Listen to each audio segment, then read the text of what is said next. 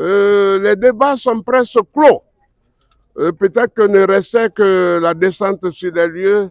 Et peut-être si on voulait savoir où ont été les forces communes et autres. Et on vient nous dire de requalifier les faits. C'est-à-dire d'abord que c'est un crime économique qui est en train d'être commis.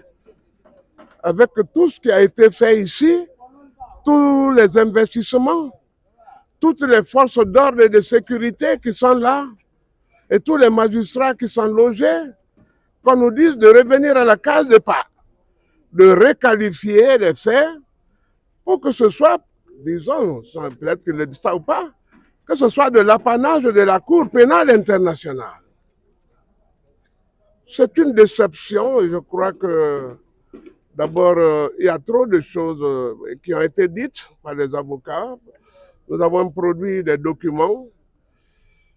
Nous n'étions même pas sous l'égide de ce code-là, de cette nouvelle loi, lorsque se commettaient les infractions. C'est-à-dire que tous qui sont dans le box ont la chance, à ce jour, de partir. Et la prochaine fois, ça sera la mise en liberté de ces gens. Parce que le parquet ne trouve pas de recette dans le droit stricto sensu pour étayer des accusations, ni contre Dadis, ni contre Toumba, ni contre qui que ce soit, les Marcel et autres. Alors, M. Toumba, est-ce que vous pensez que les arguments que vous avez eu à présenter dans ces documents-là suffisent à déconstruire la demande du parquet? Mais le parquet ne peut... le tribunal est constitué d'hommes d'une grande densité, d'un grand potentiel intellectuel. D'abord, les deux assesseurs sont de très grands procureurs. Et celui qui est au milieu, le président, est un grand juge qui connaît beaucoup de choses. Comme il a dit, ils vont lire, ils vont s'abreuver de ce que nous avons dit et seule la loi sera appliquée.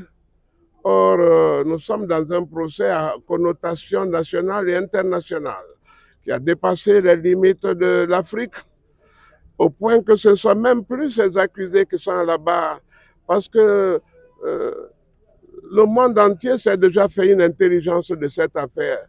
C'est le tribunal à la barre. Au revoir.